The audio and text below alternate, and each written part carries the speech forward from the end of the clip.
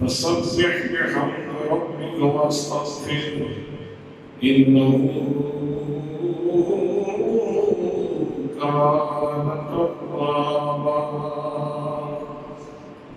وقال الله تعالى في مقام آخر فقلت استغفروا ربكم إنه كان غفارا يرسل السماء عليكم مدرارا ويمددكم بأموال وبنين ويجعل لكم جنات ويجعل لكم أنهارا. صدق الله العظيم وصدق رسوله النبي الكريم الأمين الأمين. والصلاة والسلام عليك يا سيدي يا رسول الله وعلى آلك وأصحابك يا سيدي يا حبيب الله. يا فرمان يا مصطفى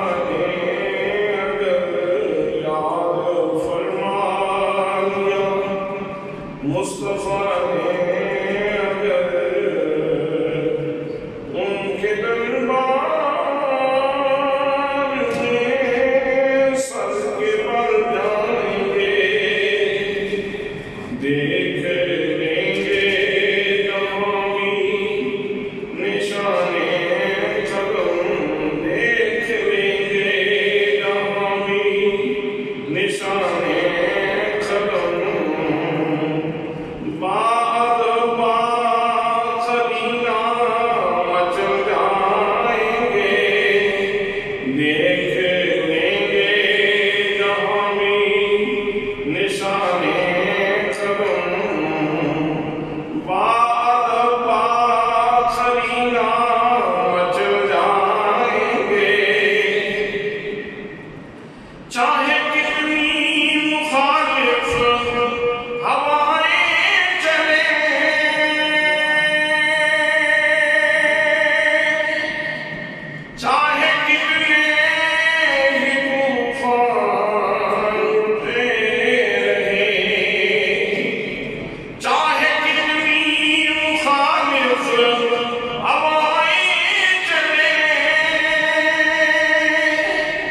چاہے کتنے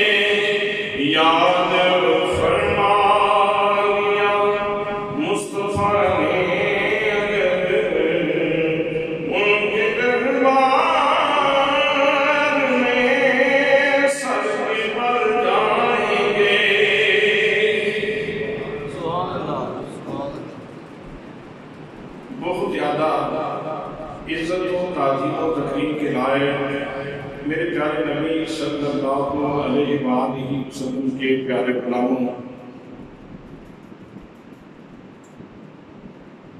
معمولی حالات کچھ بہتر نہیں ہیں۔ کرونا کا لشکر پوری آب و تاب کے ساتھ بلکہ اپنی پوری صفاقی اور پوری ستمدانی کے ساتھ انسانیت پہ حملہ آور ہے۔ حکومت کی طرف سے، عالمی ادارہ صحت کی طرف سے بار بار یہ اعلان کیا جا رہا ہے، یہ دعوت دی جا رہی ہے کہ SOPs پر عمل کیا جائے،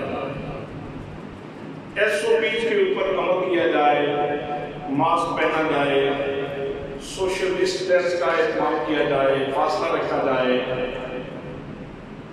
سلام دعا سے پرہیز کیا جائے، ملنے ملانے سے اجتناب کیا جائے، فاصلے سے رہ کے اپنے پیاروں سے ملیں۔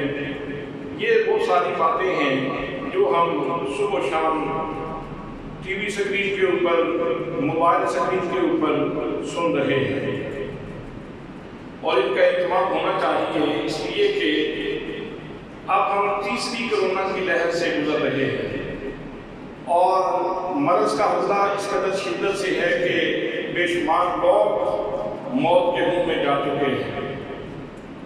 بہت سارے لوگ ایسے ہیں جو کریٹیکل صورتحال میں ہیں، بہت سارے لوگ ایسے ہیں جو وینٹیلیٹر پہ ہیں، اور جن کو ڈبل ڈوز بھی آکسیجن کی فائدہ نہیں دے رہی۔ بہت سارے ایسے کیسز سننے کو مل رہے ہیں، دیکھنے کو مل رہے ہیں۔ تو ایسے حالات میں بحیثیت مسلمان اور بحیثیت پاکستانی ہماری ذمہ داری کیا ہے؟ بلکہ یوں کہیے کہ سب سے پہلے بحیثیت انسان ہماری ڈیوٹی کیا ہے، پھر بحیثیت مسلمان ہماری ذمہ داری کیا ہے، اور بحیثیت پاکستانی ہماری ذمہ داری کیا ہے۔ کرونا صرف بیماری نہیں ہے، بلکہ یہ ہماری معاشرت کے اوپر حملہ ہے، ہماری معیشت کے اوپر حملہ ہے، کاروبار زندگی کے اوپر حملہ ہے، پوری سماجی زندگی اور معاشرتی زندگی کے اوپر ایک حملہ ہے، اور پوری طرح لوگ اس سے متاثر ہیں۔ کتنے لوگ ایسے ہیں جو بے روزگار ہو چکے ہیں، کتنے لوگ ایسے ہیں جو آخری سانس لے رہے ہیں، غریب بیچارہ وہ انتہائی کشم و کشی کے عالم میں ہے۔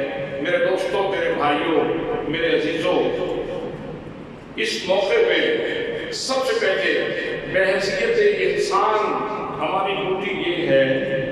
آج مجھے حیرت ہوتی ہے کہ وہ انسانی حقوق کے نام پہ آواز اٹھانے والی تنظیمیں جو عورت کے جسم کے اوپر برقع دیکھ کر، جو اس کی حفاظت کا ذمہ دار ہے، برقع دیکھ کر ان کو تکلیف ہو جاتی ہے اور کہا جاتا ہے کہ یہ عورت کی آزادی جو ہے وہ طلب کی جا رہی ہے۔ عورت اگر پورے لباس میں نظر آئے تو کہا جاتا ہے کہ یہ عورت کی حق تلفی ہو رہی ہے۔ جی، عورت کو فلاں جگہ پہ سارے حقوق نہیں مل رہے، فلاں جگہ پہ انسانی حقوق کے نام پہ جو ہے وہ واویلا کھڑا کیا جاتا ہے۔ کتنے ایسے مظاہر ہمیں دیکھنے کو ملتے رہتے ہیں۔ پچھلے مہینے جو اسلام آباد کی سڑکوں کے اوپر جو ہے وہ درندگی اور صفاقی اور فحاشی اور بیانی کا مظاہرہ ہوا انسانی حقوق کے نام پر، تو میں پوچھنا چاہتا ہوں کہ اتنے لوگ موت کے منہ میں چلے گئے، یہ کرونا آسمان سے اترا ہے؟ یہ کرونا کیا آسمان سے اترا ہے یا کسی انسان کا کیا دھرا ہے؟ یہ انسانی لیبارٹری پہ تیار شدہ بیماری ہے۔ میں پوچھنا چاہتا ہوں انسانی حقوق کی تنظیموں سے اور عالمی ادارے سے پوچھنا چاہتا ہوں کہ جس لیبارٹری میں یہ بیماری تیار ہوئی، یہ وائرس تیار ہوا، اس کے اوپر کسی عدالت میں کیس ہوا ہے؟ اس کے اوپر کسی عدالت میں کیس ہوا ہے؟ عالمی ادارے میں کسی عالمی عدالت میں اس کے اوپر کیس ہوا ہو؟ جن لوگوں نے یہ وائرس پیدا کیا ہے، تشکیل دیا ہے، ان میں سے کسی بندے کو سزائے موت ہوئی ہے؟ کسی کو برا کہا گیا؟ کسی کے اوپر قتل ہوئی؟ کسی کے اوپر بات اٹھائی گئی؟ کسی نے ان کے گریبان کو پکڑا؟ کسی نے ان کو سزا دینے کی تجویز دی؟ کہاں ہے انسانی حقوق کی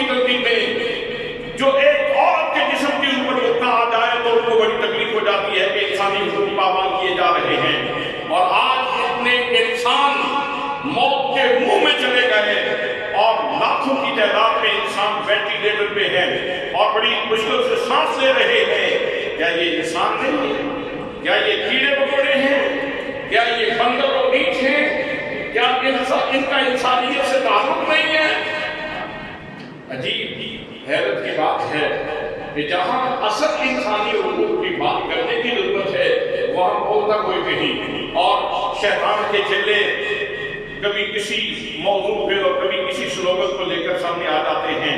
आज हम एहतजाज करते हैं उस आर्मी इदारे शेख के जो मामलात हैं उसके ऊपर भी एहतजाज करते हैं, और हम उन लोगों के ऊपर भी उनकी इस साजिश के खिलाफ भी एहतजाज करते हैं जिन्होंने ये वायरस तैयार किया है, जिस लेबोरेटरी में तैयार हुआ है, जिस रिसर्च सेंटर में ये वायरस तैयार हुआ है।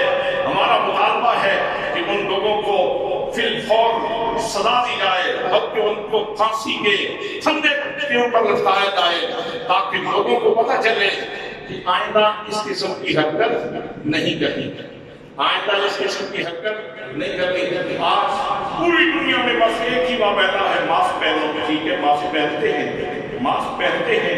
भाई जिसको गर्मी लगती है वो गर्मी वाला लिबास पहन लेता है, जिसको सर्दी लगती है वो सर्दी वाला लिबास पहन लेता है। जाहिर है जब बीमारी आएगी तो मास्क तो हम पहनेंगे, हैंड सैनिटाइजर को इस्तेमाल करेंगे, सोशल डिस्टेंस तो रखेंगे, लेकिन उससे पहले तो ये बात जरूरी है कि जिन लोगों ने ये वायरस तैयार किया है क्या उनके खिलाफ किसी ने कोई इक़दाम किया है? अमेरिका बहादुर, यूरोपियन स्टेट्स, चाइना, रशिया, ये जो दुनिया के बड़े बड़े ठेकेदार बने हुए हैं, किसी ने कोई ऐसा काम किया है? और फिर दूसरी जगह पे ये अर्ज करना चाहता हूं कि बड़े बड़े शाहतवाब लोग बैठे हैं, बड़े बड़े जीरत लोग बैठे हैं, रिसर्च सेंटर मौजूद हैं। आज कहा जाता है मदरसा बना के मौलवियों ने क्या किया है, मदरसा बना के मौलवी ने क्या किया है। हज़रात मोहतरम, मदरसा बना के मौलवी ने लोगों का ताल्लुक अपने रब से तो जोड़ा है। हम आपसे पूछना चाहते हैं कि रिसर्च सेंटर और साइंस के नाम पे आपने क्या किया है? रिसर्च सेंटर के नाम पे, तहकीकात के नाम पे, लेबोरेटरी के नाम पे आपने क्या किया है?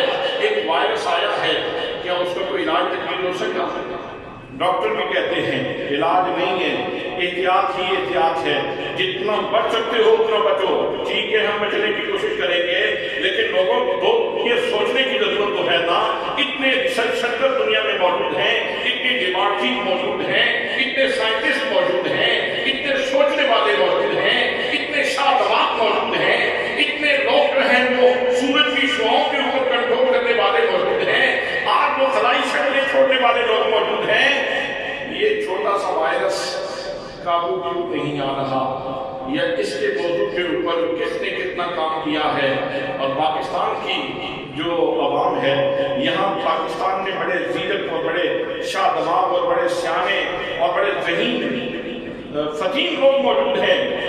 यहाँ शायद उन लोगों की सरपरस्ती नहीं की गई, मगर ना आज तक कोई ना कोई इलाज जरूर हो चुका होगा। तो मेरे दोस्तों, मैं आपसे यह करना चाहूँगा कि आपके सुबह जुमा में मैं SOPs के हवाले से ही शुरू करना चाहता हूँ कि हमें कौन से SOPs अपनाने हैं। बहैसियत इंसान हमारी सबसे पहली ये आवाज़ उठनी चाहिए कि जिन लोगों ने ये वायरस बनाया है उनके खिलाफ इक़दाम किया जाए। मगर ना आज ये वायरस आया है, ये खत्म होगा, कल कोई और वायरस आ जाए तो इंसानी जिंदगी ये तो फिर भट्टी में ही रहेगी, ये तो फिर मुश्किलात में ही रहेगी, ये तो फिर मुसीबत में ही रहेगी। तो सबसे पहले तो बहैसियत इंसान मुतालबा करते हैं कि जिन लोगों ने ये वायरस बनाया है उनके खिलाफ इक़दाम किया जाए। चूंकि जिस फोरम पे मैं बात कर रहा हूँ, सोशल मीडिया के फोरम से ये आवाज हर सुनने वाला सुन रहा है, इसलिए मैं आवाज बुलंद कर रहा हूँ कि ऐसे लोगों के खिलाफ कोई न कोई इक़दाम होना चाहिए। अगर कोई किसी एक इंसान का कत्ल करता है तो उसके लिए पूरी दुनिया में कानून मौजूद है, चाहे वो यहूदी है, चाहे वो ईसाई स्टेट है, चाहे वो मुस्लिम स्टेट है, चाहे वो हिंदुओं की स्टेट है। पूरी दुनिया के अंदर कोई एक जान जाया करे तो उसके खिलाफ कानून मौजूद है। तो जहां इतने लोगों को लुकमाए अजल बना दिया गया, कितने लोगों को मौत के मुंह में फेंक दिया गया, लेकिन अभी तक कहीं से कोई आवाज बुलंद होती हुई नजर नहीं आती। किसी हुक्मरान का बयान आपने सुना हो, किसी ईमानदार बंदे का बयान आपने सुना हो कि इनके खिलाफ आवाज उठाई जाए, इनके खिलाफ मुकदमा दायर किया जाए, इनके खिलाफ एक्शन लिया जाए। ये तो बेहैसियत इंसान यानी इंसानियत के प्लेटफॉर्म पे पूरी की पूरी दुनिया इनके खिलाफ सलापा एहतजाज बन सकती है। जितने इस वक्त ममालिक मौजूद हैं, तमाम ममालिक के सरबराहान को एक फोरम पे जमा होकर उस लिबर्टी के खिलाफ, उस वायरस बनाने वाले के खिलाफ, उस रिसर्च सेंटर के खिलाफ आवाज उठानी चाहिए जिसने ये वायरस बनाया है और जिस मुल्क में बना है उसके खिलाफ आवाज उठानी चाहिए। अल्लाह करीम हमें हक़ाइक़ को समझने की और उनके ऊपर बात करने की तौफीक नसीब फरमाए। हज़रात, दूसरी जो बात मैंने अर्ज़ की, बेहैसियत मुसलमान हमारी जिम्मेदारी क्या है, बेहैसियत मुसलमान हमारे लिए एसओपी क्या है।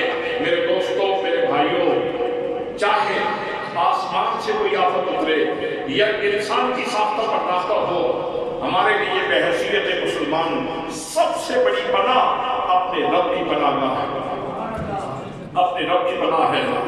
रब के साहिबाने रहमत के नीचे जगह लेने की कोशिश करनी चाहिए। अल्लाह करीम ने अपने हबीब सल्लल्लाहु अलैहि वसल्लम के ऊपर जो कुरान मुक़द्दस दस्तूर ज़िंदगी की सूरत में उतारा है और उसमें बाकी लोगों के, बाकी कौमों के तज़किरात मौजूद हैं, उनकी कहानियाँ और उनके किस्से मौजूद हैं, वो फकत इसलिए अल्लाह ने नाज़िल नहीं फरमाए कि रात को नानियाँ और दादियाँ अपने पोतों और नवासों को जमा करें और जमा करके उनको एक कहानी सुना दें और उनको सुना दें। ये बच्चों के ऊपर नींद तारी करने के लिए ये कहानियाँ किससे नहीं उतारे गए, बल्कि इसके अंदर रोशनी मौजूद है, इसके अंदर नूर मौजूद है, इसके अंदर हिदायत मौजूद है। हर वाक़या अपने अंदर जिंदगी रखता है, हयात रखता है, पैगाम रखता है, मैसेज रखता है। इसके अंदर रोशनी मौजूद है, इसके अंदर इस्लाह का महल मौजूद है। जनाब हजरत सैयदना नूह अलैहिस्सलाम, आपकी कौम का जो वाक़या है वो आप सुनते रहते हैं, शायद मैंने कभी पहले अर्ज किया होगा कि उनकी कौम के ऊपर जो अजाब आया वो पानी का अजाब था, पानी का अजाब था। और वो इतना यानी जमीन दीन किस्म का अजाब था कि कोई बच ही नहीं सका सिवाय उन लोगों के जो हजरत नूह अलैहिस्सलाम के दामन करम से वाबस्ता हुए।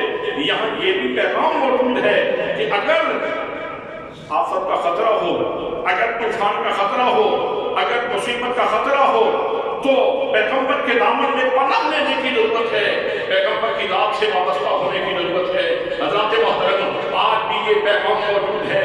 अगर आफत आ गई है, अगर मुसीबत आ गई है, तो मेरे दोस्तों, मेरे भाइयों, बेहैसियत मुसलमान हमें सबसे पहले अल्लाह की बारगाह में तौबा करनी है, इस्तिग़फ़ार करनी है, और उसके बाद अगर बेहैसियत कौम हम अपने पाक नबी सल्लल्लाहु अलैहि वसल्लम पे दरूद पढ़ना शुरू कर दें तो अल्लाह की रहमतें हमारी जानिब मुतवज्जे हो जाएंगी।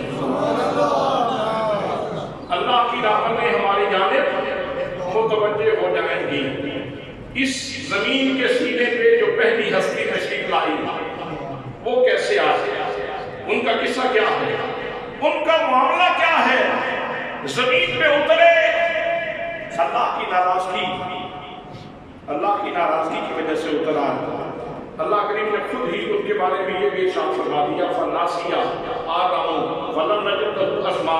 आदम अलैहिस्सलाम से निस्यान हो गया था, हालांकि हम उनका इरादा तो नहीं पाते थे, भूल हो गई थी, हम उनका इरादा नहीं पाते थे। निस्यान हुआ, जमीन पे आए, रोते रहे, आंसू बहाते रहे, गिरिया गुना रहे, आंसू बहते रहे। जनाब हज़रत आदम अलैहिस्सलाम सुबह भी रो रहे हैं, शाम को भी रो रहे हैं। एक दिन, 2 दिन गुजरे, 1 साल, 2 साल गुजरे, और रात सदियां गुजर गई। 3 सदियां रोने के बाद जब एक दफा मोहम्मद मुस्तफा सल्लल्लाहु अलैहि वसल्लम के नाम का वजीफा किया तो अल्लाह करीम ने साथ फरमाता है, फतलक्का आदम मिन रब्बिही कलिमात फताब अलैहि इन्नहु हुवत तव्वाबुर रहीम। लोगों, फिर रोते हुए आदम ने, बिलखते हुए आदम ने, आंसू बहाते हुए आदम ने मेरे मोहम्मद मुस्तफा सल्लल्लाहु अलैहि वसल्लम का नाम ले लिया। वो कलिमात उसने बोले, بس محبوب کا نام لینے کی دیر تھی، فتاب علیہ، ہم نے فوراً توبہ قبول فرما لیا، ہم نے فوراً توبہ قبول فرما لیا۔ انہو هو التواب الرحیم، آگے اللہ کریم اپنی شان توابی کا ذکر کر رہا ہے، شان رحیمی کا ذکر کر رہا ہے۔ حضرات پہلے اس واقعہ کو بیان کیا، بعد میں شان توابی کو بیان کیا، بعد میں شان رحیمی کو بیان کیا۔ اس کا مطلب یہ ہے میں تواب ہوں، میں توبہ بہت زیادہ قبول کرنے والا ہوں، میں رحمتیں بہت زیادہ بانٹنے والا ہوں، لیکن جس نے بھی آنا ہے میری بارگاہ میں وہ میرے محبوب کا واسطہ لے کر کے پہلی ہستی جو زمین پہ تشریف لائے اور ان کی جانب رحمت متوجہ ہوئی، خزاں ختم ہوئی، بہار کی رت نے پہلا سانس لیا، بہار کی پہلی ہوا ان کو پہنچی، کیسے پہنچی؟ حضرات تکلیف کیسے ختم ہوئی؟ مصیبت کیسے ختم ہوئی؟ صرف آنکھوں سے رونا تو نہیں تھا نا، صرف آنکھوں سے رونا تو نہیں تھا، اداسی بھی تھی، اور کوئی مونس و غمخوار بھی نہیں تھا کہ جس سے بات کر سکتے، لیکن جب حضور صلی اللہ علیہ وسلم کا اس نے مبارک لیا، اللہ نے وہ اداسیاں ختم کر دی، مائی ہوا سے ملا بھی دیا، اداسیاں ختم ہو گئیں، غمخوار بھی مل گئی۔ اس کا مطلب یہ ہے کہ اگر اداس ہو، اگر پریشان ہو، اگر آنسو بہہ رہے ہیں، اگر اللہ کی بارگاہ میں رحمت کا حصہ لینا چاہتے ہو، اللہ کی رحمتوں کو متوجہ کرنا چاہتے ہو، محمد مصطفیٰ پہ درود پڑھنا شروع کر دو، حضور کے وسیلے سے سلام کرو، اللہ پاک مہربانی فرما دے گا۔ آج کرونا کی اس شدت میں، کرونا کی تیسری لہر جب بہت سارے لوگوں کو اپنا لقمہ بنا رہی ہے، اس تقریر کو فقط جذباتیت نہ کہا جائے، اس گفتگو کو فقط جذباتیت سے تعبیر نہ دی جائے، بلکہ یہ حقائق ہیں کہ جب اللہ کی رحمت اترے گی تو رحمت اور زحمت دو چیزیں اکٹھی نہیں رہ سکتی۔ جیسے جیسے رحمت اترتی جائے گی، زحمت دور ہوتی چلی جائے گی، سکھ اترتا جائے گا، دکھ دور ہوتا چلا جائے گا۔ حضرات محترم، میرے رب کی بارگاہ میں ہر بیماری کی دوا موجود ہے، اور این ممکن ہے جو آج یہ دوائیں ایجاد کر رہے ہیں اور انسانیت کو تکلیف دے رہے ہیں، کل اللہ کریم ان کو اسلام کی دولت نصیب فرما، کل وہ انسانیت کے نفع کے لیے کوئی منصوبہ شروع کر دیں، انسانیت کی بھلائی کے لیے کوئی کام شروع کر دیں۔ حضرات محترم، آج بحیثیت مسلمان ہماری ڈیوٹی یہ ہے کہ جہاں ہم ماسک پہنتے ہیں، جہاں ہم ہینڈ سینیٹائزر کا جو ہے وہ انتظام کرتے ہیں، جہاں ہم سوشل ڈسٹینس کا لحاظ رکھتے ہیں، وہاں ساتھ ہی ساتھ ہمیں اپنے گناہوں کے اوپر نادم ہونا ہے، ہمیں اپنے رب کی بارگاہ میں توبہ کرنی ہے، ہمیں اپنے محبوب صلی اللہ علیہ وسلم پر درود پاک کا وظیفہ کرنا ہے۔ وہ بات یقیناً آپ کے ذہن میں ہوگی کہ جب حضرت قائد اعظم رحمۃ اللہ تعالیٰ علیہ کو پیر جماعت علی شاہ صاحب نے 3 تحفے بھیجے تھے، وہ حضرت قائد اعظم نے جواب خط لکھا کہ حضور جو آپ نے تحفے بھیجے ہیں، میں اس کا مفہوم یہ سمجھا ہوں کہ جو آپ نے مصلح بھیجا ہے وہ اس لیے بھیجا ہے کہ میں اپنے رب کی بارگاہ میں جھک جاؤں، جب میں اپنے رب کی بات مانوں گا تو پھر میری رعایا میری بات مانے گی، جب میں اپنے رب کی بات مانوں گا تو پھر میری رعایا میری بات مانے گی۔ تو آپ نے مصلح بھیج کر مجھے یہ پیغام دیا ہے کہ میں اپنے رب کی بارگاہ میں سجدہ کروں، اور دوسرے نمبر پہ جو آپ نے قرآن مقدس کا نسخہ بھیجا ہے وہ آپ نے صرف کتاب نہیں بھیجی بلکہ آپ نے اس نئے بننے والے ملک کا دستور بھیجا ہے، قانون بھیجا ہے، آپ نے مجھے پیغام دیا ہے، ملک بن گیا ہے، اب اس کے اندر اس قانون کا اجرا کیا جائے۔ یہ تو وہ ان کو مہلت نہ مل سکی، بیمار تھے، جلدی ان کا وصال ہو گیا، مگر ان کے دل میں یہ بات موجود تھی کہ پاکستان کلمے کی بنیاد پہ بنا ہے اور اس کا دستور قرآن مقدس ہے، اس کا آئین قرآن مقدس ہے، اس کا منشور قرآن مقدس ہے۔ اور حضرات محترم تیسرے نمبر پہ آپ نے فرمایا کہ یہ جو آپ نے تصویر بھیجی ہے جو آپ نے تصریح میری طرف تحفہ بھیجا ہے یہ بھی آپ نے بے سود نہیں بھیجی. اس کا مقصد ہے جو پیغام میں سمجھا ہوں اس تصریح سے جو مجھے سمجھ ملا ہے وہ یہ ہے آپ چاہتے ہیں کہ میں اپنے آقا کریم صلی اللہ تعالیٰ علیہ وسلم پہ درود بھیجوں. جب میں اپنے آقا پہ درود بھیجوں گا تو پھر اللہ کی رحمت میری جانب متوجہ ہوگی اور جب اللہ کی رحمت میری جانب متوجہ ہوگی تو پھر اللہ کا کرم شامل حال ہو جائے گا. اللہ کا کرم شامل حال ہو جائے گا.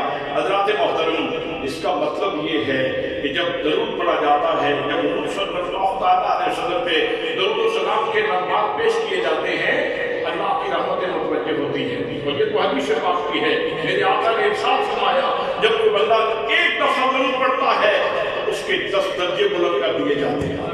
اس کے اوپر 10 رحمتیں نازل ہوتی ہیں. اس کے نامہ اعمال میں 10 نیکیاں لکھی جاتی ہیں اور اس کے نامہ اعمال سے 10 گناہ مٹا دیے جاتے ہیں. اس کا مطلب یہ ہے درود پڑھنا شروع کر دو بہت سارے کاج سمجھ جائیں گے بہت سارے بگڑے کاج سمجھ جائیں گے بہت سارے معاملات بہتر ہو جائیں گے. حضرات محترم SOPs میں اگر پاکستان ریاست مدینہ کی شاخ ہے ویسے تو یہ آواز حجاز مقدس سے بلند ہونی چاہیے تھی. سعودی عربیہ سے یہ آواز بلند ہوتی. دیگر جو اسلامک سٹیٹس ہیں ہر سٹیٹ سے یہ آواز بلند ہونی چاہیے تھی. کہ بحیثیت مسلمان ہمارے ذمہ یہ لازم ہے کہ ہم جہاں دیگر جو ہے وہ SOPs کا لحاظ رکھتے ہیں ان میں ایک SOP یہ بھی ہے کہ آؤ اپنے رب کی بارگاہ میں گر جاؤ توبہ کرو استغفار کرو. اللہ کی بارگاہ میں گرتے جاؤ گے اللہ کریم تمہیں اٹھاتا جائے گا. اللہ کریم تمہیں بلند کرتا جائے گا. اللہ کریم مشکلات کو آسان فرما دے گا. حضرات محترم آپ قرآن مقدس کو مطالعہ فرماتے ہیں. قرآن مقدس میں اللہ کریم نے اپنی صفت غفور کا ذکر بھی کیا ہے صفت غافر کا ذکر بھی کیا ہے غافر ملوک. اور کہیں اللہ کریم نے اپنی شان توابی کا ذکر کیا ہے. کہیں اللہ کریم نے اپنی شان رحیمیت کا ذکر کیا ہے. کہیں اللہ کریم نے اپنی شان رحمانیت کا ذکر کیا ہے. کہیں اللہ کریم نے اپنی شان رؤوف کا ذکر کیا ہے. یہ ساری شانیں ہیں یہ اللہ کریم کے شانوں کے مختلف جلوے ہیں اور ان کا اظہار کہاں ہوتا ہے ان کا اظہار مخلوق کے ساتھ ہی ہوتا ہے. اس کی شان رحیمیت کا تعلق بندوں کے ساتھ ہے انسانوں کے ساتھ ہے مخلوق کے ساتھ ہے. اس کی شان توابی کا ذکر جو اس نے کیا ہے تو اس کا تعلق بندوں کے ساتھ ہے. اس نے اپنی شان رافت کا ذکر کیا ہے تو اس کا تعلق بندوں کے ساتھ ہے. اس نے اپنی شان غفاری کا ذکر کیا ہے تو اس کا تعلق بندوں کے ساتھ ہے. اگر وہ غافر ہے تو اس صفت کا تعلق بھی بندوں کے ساتھ ہے. تو اتنی صفات قرآن مقدس میں جب ذکر کی گئی ہے تو بے مقصد تو نہیں ہے بے مقصد تو نہیں ہے. اس کا مطلب یہ ہے کہ آؤ توبہ کا دروازہ کھلا ہے داخل ہو جاؤ. رحمت کا دروازہ کھلا ہے رحمت کے دروازے سے آ جاؤ. رافت کا دروازہ کھلا ہے رافت کے دروازے سے آ جاؤ.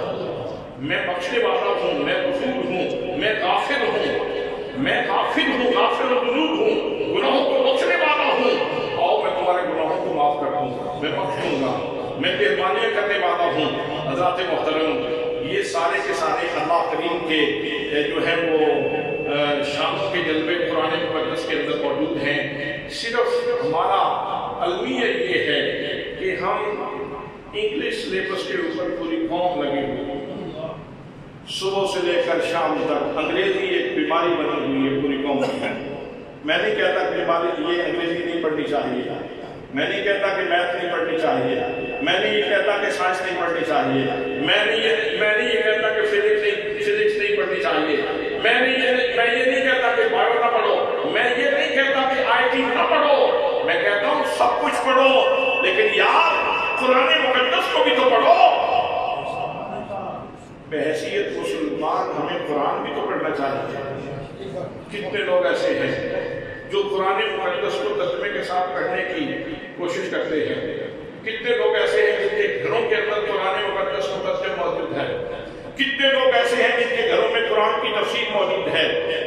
اگر اس حوالے سے دیکھا جائے تو شاید جواب کو اتنا اچھا نہ آئے. حضرات ضرورت اس بات کی ہے کہ SOPs میں یہ SOP لازمی طور پر اپنا لیں کہ اللہ کی رحمت کو اپنی جانب متوجہ کرنے کے ہیلے تلاش کریں، اللہ کی رحمت کو اپنی جانب متوجہ کرنے کے ہیلے تلاش کریں۔ جناب نوح علیہ السلام سورہ نوح میں ارشاد فرماتے ہیں فَقُلْتُ، میں نے کہا اپنی قوم سے، وہ اپنی ساری برتا سنا رہے ہیں سورہ نوح میں، اور قرآن مقدس میں یہ ساری کی ساری چیز موجود اس لیے ہے تاکہ ہمارے ذہن اس جانب متوجہ ہوں، تاکہ ہم اس سے خیرات حاصل کریں، تاکہ ہم اس سے دور اخذ کریں، تاکہ ہم اس سے دور کشید کر کے اپنی زندگیوں کو منور کرنے کی کوشش کریں۔ حضرات محترم، جناب حضرت نوح علیہ السلام کے ساتھ فرماتے ہیں فَقُلْتُ، میں نے کہا ہے ان سے استغفروا ربکم، اپنے رب سے استغفار کرو، انہ کان غفارا، وہ بڑا بخشنے والا ہے، وہ بڑا بخشنے والا ہے، بہت زیادہ بخشنے والا ہے، بہت زیادہ بخشنے والا ہے۔ انہ کان غفارا یرسل السماء علیکم مدرارا، وہ تمہارے اوپر موسلادھار بارش نازل فرمائے گا۔ اب ظاہری کھیتیوں کے لیے بھی اور باطنی کھیتیوں کے لیے بھی جب اس کا کرم برسے گا، جب اس کی موسلادھار بارش ہوگی تو ظاہری کھیتیاں بھی شاداب ہو جائیں گی اور باطنی کھیتیاں بھی شاداب ہو جائیں گی۔ فرمایا یرسل السماء علیکم مدرارا، وہ تمہارے اوپر موسلادھار بارش نازل فرمائے گا کہ سالیاں دور ہو جائیں گی۔ آپ جانتے ہیں کہ اس سے پہلے وہ آبپاشی کا وہ نظام تو نہیں تھا جو آج کل ہے، تو کہیں کہیں کوئی نہر تھی، کہیں کہیں کوئی دریا تھا، تو زیادہ تر بارش کے اوپر ہی نثار ہوتا تھا۔ بارش ہوتی تھی تو خوشحالی آتی تھی، بارش نہیں ہوتی تھی دوپہر پڑ جاتا تھا۔ تو فرمایا یرسل السماء علیکم مدرارا، اللہ کریم تمہارے اوپر موسلادھار بارش نازل فرمائے گا اور کہ سالیاں دور ہو جائیں گی، شکوے دور ہو جائیں گے، شکایتیں دور ہو جائیں گی اور تم آسودہ حال ہو جاؤ۔ یرسل السماء علیکم مدرارا وَيُمْدِدْكُمْ بِأَمْوَالٍ وَبَنِينَ، اللہ کریم پھر تمہاری مدد فرمائے گا۔ یہ جو تم مارے پھر رہے ہو، کہتے ہو بڑا مفلوق الحال ہوں، بڑا تنگ دست ہوں، بڑا فاقہ بست ہوں، گھر میں کھانے کے لیے کچھ نہیں ہے، گھر میں پینے کے لیے کچھ نہیں ہے، بڑا حالات ٹھیک نہیں ہے، گھروں والے حالات میں بڑا بندہ ہے، یہ ساری شکایتیں ختم ہو جائیں گی۔ فرمایا یمددکم ربکم باموال وبنین، تمہارا رب تمہاری مدد فرمائے گا، مال کے ساتھ بھی بیٹوں کے ساتھ بھی۔ اکثر خواتین جو اولاد کے لیے لوگ تعویذ کے لیے رابطہ کرتے ہیں تو میں انہیں کہتا ہوں سب سے پہلے توبہ کرو، استغفار کرو، یہ وظیفہ کرو، استغفار کرو اپنے رب کی بارگاہ۔ میری بات غلط ہو سکتی ہے، زید کی بات غلط ہو سکتی ہے، بکر کی بات غلط ہو سکتی ہے، کسی عالم کا فیصلہ غلط ہو سکتا ہے، کسی فاضل کی بتائی ہوئی بات غلط ہو سکتی ہے، لیکن اللہ کا فرمودہ غلط، اللہ کا فرمان غلط نہیں ہو سکتا۔ تو اللہ کریم ارشاد فرماتا ہے یمددکم باموال وبنین، اللہ تمہاری مدد فرمائے گا، مالوں کے ساتھ بھی، بنین کے ساتھ بھی۔ بھئی مدد مالوں کے ساتھ تبھی مدد ہوگی نا جب معیشت کے ذرائع کھلیں گے، جب معیشت کے دروازے کھلیں گے، جب معیشت کے جو ٹھیکے ہیں وہ عام ہوں گے۔ اگر معیشت کی چکی سب ہو جائے، وہ بند ہو جائے، اگر دکانیں بند ہو جائیں، کاروبار زندگی معطل ہو جائے تو پھر مال کہاں سے آئے گا؟ مال تبھی ملے گا جب معیشت کا پہیہ رواں دواں ہوگا، معیشت کا پہیہ رواں دواں ہوگا، دکانیں کھلی ہوں گی، سلسلے کاروبار کے چلتے ہوئیں گے تو پھر مدد کے سلسلے چلیں گے، اللہ کریم مال کے ساتھ تمہاری مدد فرمائے گا۔ تو اس کا مطلب یہ ہے استغفار کرو اگر دکانیں کھولنا چاہتے ہو، استغفار کرو اگر دکانیں کھولنا چاہتے ہو، استغفار کرو اگر کاروبار زندگی بحال کرنا چاہتے ہو، استغفار کرو اگر اپنی معیشت کو بہتر کرنا چاہتے ہو، استغفار کرو اگر اپنے ملک کو اس مصیبت سے نکالنا چاہتے ہو۔ یہ قرآن کا بیان کرتا نسخہ ہے فَقُلْتُ اسْتَغْفِرُوا رَبَّكُمْ إِنَّهُ كَانَ غَفَّارًا يُرْسِلِ السَّمَاءَ عَلَيْكُمْ مِدْرَارًا وَيُمْدِدْكُمْ بِأَمْوَالٍ وَبَنِينَ، اور اللہ کریم تمہاری مدد فرمائے گا، تمہارا رب تمہاری مدد فرمائے گا، مال کے ساتھ بھی اور بیٹوں کے ساتھ بھی، مال کے ساتھ بھی اور بیٹوں کے ساتھ وَيَجْعَلْ لَكُمْ جَنَّاتٍ، یہ اداسیاں ختم ہو جائیں گی، پھر باغات لہلہائیں گے.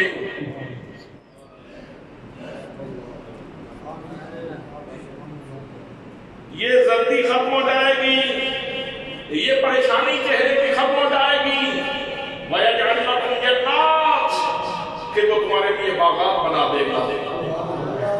آپ نیند پوری کر لیں، سبحان اللہ کہنے کے لیے موقع ملے گا. نعرہ تکبیر، نعرہ رسالت، نعرہ تحقیق، نعرہ حیدری، علماء اہل سنت. یہ اللہ کا فرمان ہے. یجعل لکم جنات، تمہارے لیے وہ باغات بنا دے گا. ویجعل لکم انہارا، اور تمہارے لیے وہ نہریں جاری فرما دے گا.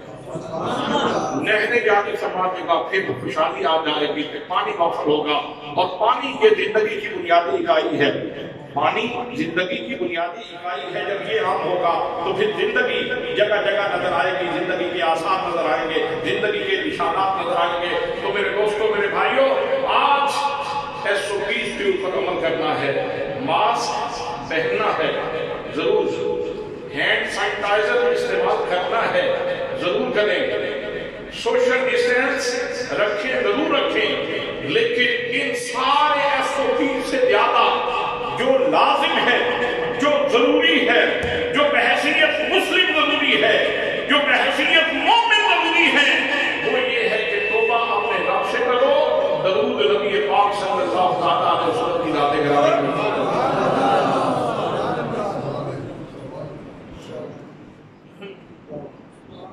حضرات، اللہ کا روٹھا ہوا کرم توبہ سے راضی ہو جاتا ہے. اس کی روٹھی ہوئی رحمتیں استغفار سے راضی ہو جاتی ہیں. حضرت سائنس توکل شاہ مالکی رحمۃ اللہ تعالیٰ علیہ اپنے مریدوں میں بیٹھ کے یہ واقعہ بیان فرماتے ہیں. حضرت شیخ محمد رفائی رحمۃ اللہ تعالیٰ علیہ کا فرماتے ہیں کہ وہ اپنی نشستگاہ کے اوپر بیٹھ کے بیان فرما رہے تھے. اتنی دیر میں ایک بندہ آیا اور حضرت شیخ محمد رفائی رحمۃ اللہ تعالیٰ علیہ کی خدمت میں بیٹھ کے گفتگو ہوتی رہی. پھر وہ چلا گیا. جب وہ چلا گیا، جیسے ہی مجلس سے نکلا تو آپ نے ساتھ فرمایا کہ میرے دوستو، میرے بھائیوں، یہ ابھی جو بندہ میرے پاس آیا تھا، یہ بندہ بڑا نیک تھا، بڑا پارسا تھا، اور اس کو اللہ کریم نے اس کی نیکی اور پارسائی کی وجہ سے، اس کی عبادت اور ریاضت کی وجہ سے اللہ کریم نے اس کو امیر البحر بنا دیا تھا. یہ جزیروں میں رہتا ہے اور اس کی حکومت سمندر کے اوپر ہے. سمندروں اور دریاؤں کی حکومت اللہ نے اس کو عطا فرما رکھی ہے. حضرات، من کان للہ کان اللہ لہ، جو اللہ کا ہو جاتا ہے پھر اللہ اس کا ہو جاتا ہے، اور جس کا اللہ ہو جاتا ہے پھر سارا محلہ اس کا ہو جاتا ہے. جو اللہ کا ہو جاتا ہے تو پھر ساری کائنات اس کی ہو جاتی ہے. تو آپ نے فرمایا یہ امیر البحر تھا، لیکن اس کا منصب اس سے چھین لیا گیا، یہ اپنے عہدے سے گرا دیا گیا، اس سے گناہ ہو گیا، اس سے غلطی ہو گئی، اس سے غلطی ہو گئی تھی، اس سے گناہ ہو گیا تھا، اس وجہ سے منصب چھین لیا گیا ہے. حضرات محترم، صحت کی معاملات درست نگر پہ چل رہے تھے، ہاسپٹل ٹھیک کام کر رہے تھے، دکانیں ٹھیک چل رہی تھی، معاملات حیات بہتر طریقے سے چل رہے تھے. مصیبت آ گئی اور اس مصیبت نے زندگی کے سارے دھارے بدل کے رکھ دیے. تو اس کا مطلب یہ ہے کہ بحیثیت قوم ہم سے غلطی ہو گئی ہے، بحیثیت قوم ہم سے غلطی ہوئی ہے. جب غلطیاں ہوتی ہیں تو منصب چھین لیے جاتے ہیں، مقام چھین لیے جاتے ہیں، آسائشیں چھین لی جاتی ہیں. تو انہوں نے کہا کہ اس کے پاس منصب تھا تو وہ چھین لیا گیا ہے. تو ایک بندہ بولا اور کہنے لگا کہ حضرت آپ بتا دیتے. تو فرمایا کہ صاحب منصب آدمی تھا تو اس کے سامنے بیان کرنا ذرا مجھے اچھا نہیں لگا، لیکن اگر آپ میں سے کوئی جرأت کر سکتا ہے تو اس کو بتانا. تو ایک بندہ اٹھا اور اس نے کہا حضرت مجھے اجازت دیں، میں اس کو بتا تو دوں. کہنے لگے سائنس توکل شاہ فرماتے ہیں کہ ابھی تک یہ اپنے پرانے ذکر اذکار کی لذت میں موجود ہے، ابھی تک اس کو احساس نہیں ہوا. اگر اسی حالت میں رہا تو بعد میں اس کو احساس ہوگا، بڑا پچھتائے گا. تو اس بندے نے کہا مجھے اجازت دے میں اس کو جا کے بتاتا ہوں. وہ بندہ دوڑا اور اس نے جا کر اس کو پکڑا اور کہا کہ بھائی تمہارا منصب جو امیر البحر کا منصب ہے وہ تم سے چھین لیا گیا ہے. انہوں نے کہا اس کا مستند ذریعہ کون سا ہے, تمہیں کیسے پتا چلا؟ تو انہوں نے کہا کہ سرکار دو عالم صلی اللہ تعالیٰ علیہ وسلم کی روح مبارک سے سائنس حضرت شیخ محمد رفاعی کو پتا چلا. روح مبارک کے مصطفیٰ صلی اللہ تعالیٰ علیہ وسلم نے شیخ محمد رفاعی کو بتایا ہے اور وہاں سے سن کے میں تمہارے پاس آیا ہوں تمہارے بھلے کے لیے. اس نے کہا اچھا اگر ایسا ہے تو پھر تم اس طرح کرو, میری ٹانگ کے ساتھ رسی باندھو, میری ٹانگ کے ساتھ رسی باندھو اور رسی باندھ کے مجھے گھسیٹ دو. ان گلیوں میں جنگلوں میں جب تک مجھے معافی نہیں ملتی, جب تک کرم کا دروازہ نہیں کھلتا, جب تک عافیت مجھے نصیب نہیں ہوتی, اتنی دیر تک مجھے گھسیٹتے رہو. اور جب جہاں کہیں چوک آ جائے, جہاں لوگ اکٹھے مل جائیں تو اپنا جوتا اتار کے میرے منہ کے اوپر مارو, اپنا جوتا اتار کے میرے منہ کے اوپر مارو اور ساتھ یہ کہو یہ ہے وہ بندہ جس نے اپنے مالک کی گستاخی کی ہے, یہ ہے وہ بندہ جس نے اپنے مالک کی نافرمانی کی ہے اور جس کو اپنے مالک کی نافرمانی کی وجہ سے سزا دی جا رہی ہے. حضرت کام تو مشکل ہے لیکن آپ کیونکہ صاحب منصب ہیں اور اتنے بڑے منصب سے آپ کا گر جانا یہ ہمیں تکلیف دیتا ہے. اللہ کے مقرب ہے, اگر آپ کا حکم ہے تو میں تعمیل کرنے کے لیے حاضر ہوں. رسی باندھی, شیخ کو پکڑا امیر البحر کو اور گھسیٹنے لگا اور گھسیٹتے ہوئے وہ شیخ بھی رو رہا تھا, امیر البحر بھی رو رہا تھا اور گھسیٹنے والا بھی رو رہا تھا. آج میں کیا کر رہا ہوں؟ حضرات محترم جو دائیں بائیں دیکھنے سننے والے تھے وہ بھی رو رہے تھے کہ بندہ کیسا تھا, معاملہ کیا ہو رہا ہے, بلکہ زمین بھی لب پر انداز تھی کہ کیا ہو رہا ہے. حضرات وہ اتنے روئے اتنے روئے. انہوں نے کہا کہ یار جوتا اتارو اور میرے منہ کے اوپر مارو. کہا اس چہرے کے اوپر تو اللہ کی تجلیات نازل ہوا کرتی تھی, جرت نہیں کر سکتا کہ تیرے منہ کے اوپر جوتا مارو. گھسیٹتے گھسیٹتے جب تھوڑا سا صبر کیا تو اللہ کی رحمت متوجہ ہوئی اور حافظ بیدری سے صدا آئی کہ میرے بندے میں نے تجھے معاف کر دیا, میں نے تجھے بخش دیا ہے. حضرات محترم پھر کرم متوجہ ہوا, پھر اللہ کی مہربانی ہوئی اور پھر سلسلے بحال ہو گئے اور پھر اللہ کریم نے اس بندے کو اس منصب پہ بحال کر دیا.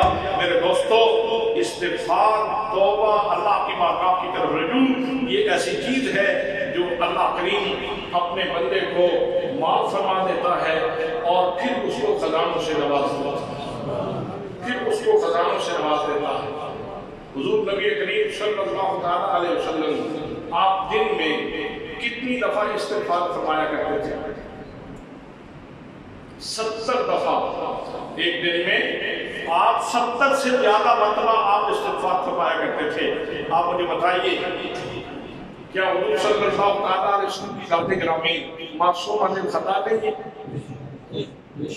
اتنا پاکیزہ انسان تو اللہ نے کائنات میں پیدا ہی نہیں کیا جس کے اخلاق عالیہ کی شان یہ ہے وَإِنَّكَ لَعَلَىٰ خُلُقٍ عَظِيمٍ, جس کی روش کو اللہ کریم یوں بیان فرماتا ہے لَقَدْ كَانَ لَكُمْ فِي رَسُولِ اللَّهِ أُسْوَةٌ حَسَنَةٌ. جس ہستی کے پیچھے چلنے والا اللہ کا محبوب بن جاتا ہے, حضرات وہ ہستی دن میں 70 سے زیادہ مرتبہ استغفار کرتی ہے. وجہ کیا ہے؟ وجہ یہ ہے کہ مجھے اور تجھے شعور مل جائے کہ اللہ کی بارگاہ میں استغفار کریں. سنت بنانے کے لیے, سنت بنانے کے لیے استغفار. یا اللہ مجھے معاف فرما, یا اللہ مجھے معاف فرما, یا اللہ مجھے معاف فرما. یہ SOP ہے, SOP ہے, SOPs میں سے یہ بھی ایک SOP ہے جس کے اوپر ہم عمل کرنا ہے. اللہ کی بارگاہ سے معافی مانگتے ہیں. اور میں تو یہ عرض کروں گا کہ جو لوگ اسمبلی ہال میں بیٹھ کے تو ریاست مدینہ کی بات کرتے ہیں, یہ مدینے کا پیغام ہے, یہ مکے کا پیغام ہے, یہ قرآن کا پیغام ہے, یہ اسلام کا پیغام ہے, یہ دین کا پیغام ہے. یہ ہمارے لیے جو اللہ نے شروع جو دستور اتارا ہے وہ اس کا پیغام ہے. یہ کتاب ہدایت کا پیغام ہے, یہ نظم الہام کا پیغام یہ ہمارے لیے شفا کا دامن پیغام ہے۔ حضرات محترم، اللہ کریم کی بارگاہ میں جب استغفار کریں گے تو اللہ کریم ہمیں یقیناً معاف فرمائے گا، یقیناً معاف فرمائے گا۔ حضور صلی اللہ علیہ وسلم کا ایک اور فرمان مجھے یاد آ رہا ہے۔ آپ ارشاد فرماتے ہیں کہ ایک بندہ جب گناہ کرتا ہے، اس سے غلطی ہو جاتی ہے اور پھر وہ اپنے رب کی بارگاہ میں عرض کرتا ہے، رب اذنبت، میرے مولا میں نے گناہ کر لیا ہے، مجھے معاف فرما۔ جب وہ پھر ہاتھ اٹھاتا ہے تو اللہ کریم اسے معاف فرما۔ کچھ عرصے کے بعد پھر گناہ ہو جاتا ہے، پھر وہ کہتا ہے یا رب اذنبت، میرے اللہ میں نے گناہ کر لیا ہے، اللہ اس کو پھر معاف فرما۔ کچھ عرصے کے بعد پھر اسے گناہ ہو جاتا ہے اور پھر وہ اللہ کی بارگاہ میں عرض کرتا ہے کہ یا اللہ مجھ سے گناہ ہو گیا ہے، تو اللہ پھر اسے معاف فرما دیتا ہے۔ 3 دفعہ میرے آقا نے بیان کرنے کے بعد ارشاد فرمایا کہ جب تیسری دفعہ اس کے اوپر گرم ہوتا ہے تو پھر اس کے بعد تو اللہ کریم کیوں ارشاد فرماتا ہے کہ لے میرے بندے، اب جو مرضی تو کرتا رہے، اب ہم نے تیری بخشش کا انتظام کر دیا۔ اس حدیث کی شرح کرتے ہوئے حضرت سائیں تمکن شاہ البانی رحمۃ اللہ تعالیٰ علیہ نے بڑی خوبصورت شرح، بڑی خوبصورت تشریح فرمائی۔ وہ فرماتے ہیں کہ اس کی تشریح یہ ہے کہ بندہ اللہ کی بارگاہ میں متوجہ ہوتا ہے اور توبہ کرتا ہے، عرض کرتا ہے کہ یا اللہ میرے گناہ معاف فرما دے، تو اللہ کریم اس کے گناہوں کو معاف فرما دیتا ہے۔ دوسری دفعہ کچھ عرصے کے بعد پھر توبہ کرتا ہے، پھر اسے گناہ ہو جاتا ہے اور پھر اپنے رب کی بارگاہ میں لجاجت کرتا ہے، عرض کرتا ہے، منت سماجت کرتا ہے، آنسو بہاتا ہے، ناصح ہوتا ہے اور اپنے رب کی بارگاہ کی طرف متوجہ ہو کر عرض کرتا ہے میرے والد میں نے گناہ کر لیا ہے، معافی تعالی، اللہ پھر معاف فرما دیتا ہے۔ اور تیسری دفعہ کچھ عرصے کے بعد پھر تیسری دفعہ جب اس سے گناہ ہوتا ہے تو پھر اللہ کریم اس کے اوپر اتنا مہربان ہوتا ہے، اتنی مہربانی فرماتا ہے کہ گناہ کی وہ جو اس کے اندر صلاحیت ہے اللہ کریم وہ ختم فرما دیتا ہے اور اس کو اطاعت کی ڈوری سے باندھ دیتا ہے۔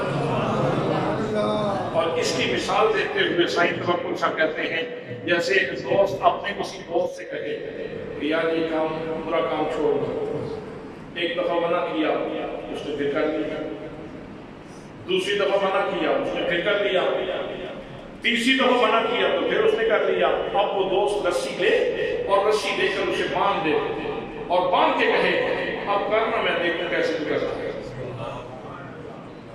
اب کرنا جو روزانہ تم نے بکیڑا بنایا ہوا ہے، اب کرنا کیسے تو کرتا ہے۔ ایسے ہی جب بندہ مسلسل اپنے گناہ کے اوپر نادم ہوتا ہے، اللہ فرماتا ہے لوگوں اس کو اتنا تو احساس ہے نا میرا کوئی مالک ہے جو میرے گناہ معاف فرمانے والا ہے، میرا کوئی مالک ہے جو میرا ہاتھ پکڑنے والا ہے، میرا کوئی مالک ہے جو میری توبہ قبول فرمانے والا ہے، میرا کوئی مالک ہے اگر میں نے توبہ نہ کی تو میرا معاف کرنے والا ہے۔ فرشتوں اس کو یہ تو معلوم ہے نا کہ میرا کوئی مالک ہے، اس لیے میں نے اس کو معاف کر دیا۔ ایک دفعہ اس طرح ہوتا ہے، دوسری دفعہ اس طرح ہوتا ہے، تیسری دفعہ اس طرح ہوتا ہے، چوتھی دفعہ مالک اس کو اطاعت کی رسی سے باندھ دیتا ہے، گناہ کی صلاحیت چھین لیتا ہے اور اطاعت کی رسی سے باندھ کے پھر کہتا ہے اب کرنا، میں دیکھوں کیسے کرنا ہے۔ حضرات بحیثیت مسلمان ہماری ڈیوٹی یہ ہے کہ ہم اس مشکل گھڑی میں اپنے رب کی تقریر کریں۔ یہ جو تیسری لہر ہے کرونا کی یہ بہت ہی شدید ہے اور پہلے جو سمپٹمز تھیں وہ اور تھیں، اب سمپٹمز اور ہیں۔ پہلے کچھ موقع ملتا تھا، اب اس کو شارٹ کر دیا گیا ہے، یعنی مرحلہ وار یہ مصیبت تیز سے تیز کر کے لوگوں کے اوپر مسلط کی جا رہی ہے۔ تو کتنے ہمارے تعلق والے لوگ اس کے شکار ہو گئے۔ اب تو آپ کے دائیں بائیں کتنے لوگ ہیں، ہمارے وہ بھائی ہیں نیچے شاید صاحب جن کی مکتبۃ المدینہ جن کی دکان ہے، نہیں مکتبۃ المدینہ نہیں، یہ نیچے مدینہ جنرل اسٹور ہے، جو شاید صاحب وہ اس کا شکار ہو۔ کتنے لوگ ایسے ہیں جو شکار ہو گئے، تو کیا ہم شکار ہونے والوں کو دیکھتے رہیں گے؟ یہ کچھ کرنا بھی ہے۔ ہم کیا کر سکتے ہیں؟ جب امریکہ گھٹنوں کے بل ہے، جب انگلینڈ گھٹنوں کے بل ہے، جب چائنا گھٹنوں کے بل ہے، جب رشیا گھٹنوں کے بل ہے، جب بڑی بڑی طاقتیں گھٹنوں کے بل ہے، جب وہ نہیں کر سکتے تو ہم کیا کر پائیں گے؟ ہاں ایک کام کر سکتے ہو، وہ یہ ہے کہ اگر اس وقت بھی بحیثیت مسلمان پوری قوم اپنے رب سے معافی مانگے اور حضور صلی اللہ تعالیٰ علیہ وسلم کی ذات گرامی پہ سچے دل سے، سچے ایمان سے درود پاک پڑھے، تو میں یقین کے ساتھ کہہ سکتا ہوں کہ یہ بیماری ختم ہو سکتی ہے، یہ بیماری ختم ہو سکتی ہے۔ حضرات محترم، بحیثیت پاکستانی ہمارے اوپر ذمہ داری ہے کہ حکومت کی طرف سے جو اعلان ہو اس کو اوبے کیا جائے۔ ماسک پہننے کا کہا جاتا ہے، آپ اس کو ہوا میں نہ اڑائیں، اس بات کو سیریس لے لیں، ماسک پہن لیں کچھ عرصے کے لیے۔ اگر وہ کہتے ہیں ہینڈ سینیٹائزر استعمال کریں تو کچھ عرصے کے لیے گھر میں رکھ لیں۔ لیکن ایک بات مجھے سمجھ نہیں آتی کہ یہ جو دکانیں کچھ بند ہیں اور کچھ کھلی ہیں، چاہیے تو یہ کہ اب دکانوں کا وقت بڑھایا جائے تاکہ رش نہ بچے۔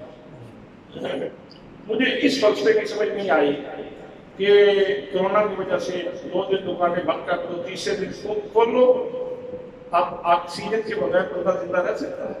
جس کے گھر میں آتا نہیں ہے اس کے باہر نہیں نکلتا، جس کو کسی زندگی کی کوئی ضرورت ہے اس نے باہر تو نکلنا ہے، پھر رش بنے گا، اور پھر وہ سارے کا سارا کھاتا جو 3 دن آپ نے احتیاط کی، جو ماسک پہنا، جو ہینڈ سینیٹائزر استعمال کیا، جو سوشل ڈسٹینس اختیار کیا، وہ 3 دنوں کے بعد ساری پھر گتھم گتھا۔ اور یہ تو میں سمجھتا ہوں کہ ایسے ہے جیسے خود اس کو پروموٹ کرنا ہے، اس کو پروموٹ کرنے والی بات ہے۔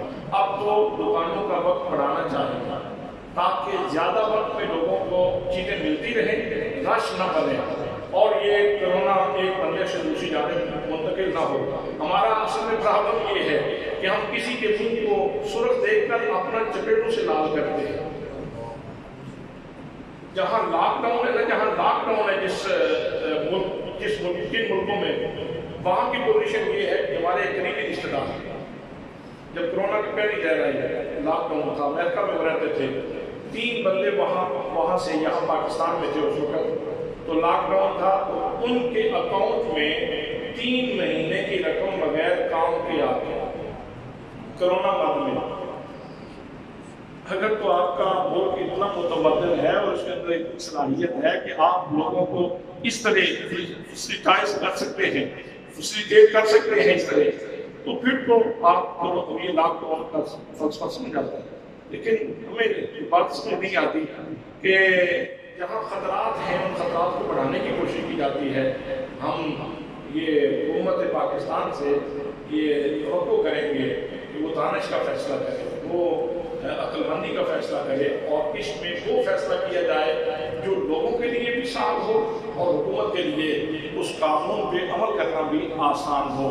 حضرات محترم، میں پھر ایک دفعہ واپس لوٹ کے آپ کی خدمت میں عرض کرنا چاہتا ہوں آخری کلمات کے طور پر کہ انسانی حقوق کے نام پر پوری دنیا میں تنظیمیں کام کر رہی ہیں، اور ان کی نظر صرف رکتی ہے تو صرف اور صرف مسلمان خاتون کے کپڑوں کے اوپر، لباس کے اوپر اور اس کی باتوں کے اوپر ہوتی ہے، اور کہیں ان کی نظر نہیں رکتی۔ کورونا کی اس شدت میں کتنے لوگ جان سے ہاتھ دھو بیٹھے ہیں۔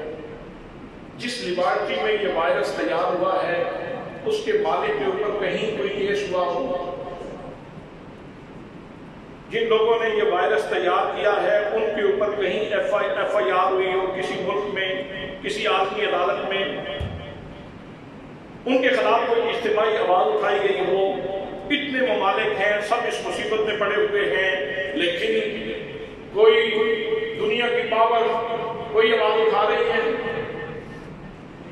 یہ کیا انسانی حقوق کا کیا نعرہ ہے کہ جہاں انسان کے حقوق طلب کیے جا رہے ہیں، جانیں ضائع ہو رہی ہیں، وہاں بات کوئی نہیں اٹھاتا، اور عورت اگر برقع پہن کے جو ہے وہ گھر سے باہر نکلے اپنے تحفظ کے لیے، تو اس کے اوپر لوگوں کی ایک ایک بارش جو ہے وہ زبانیں مائل آ جاتی ہیں.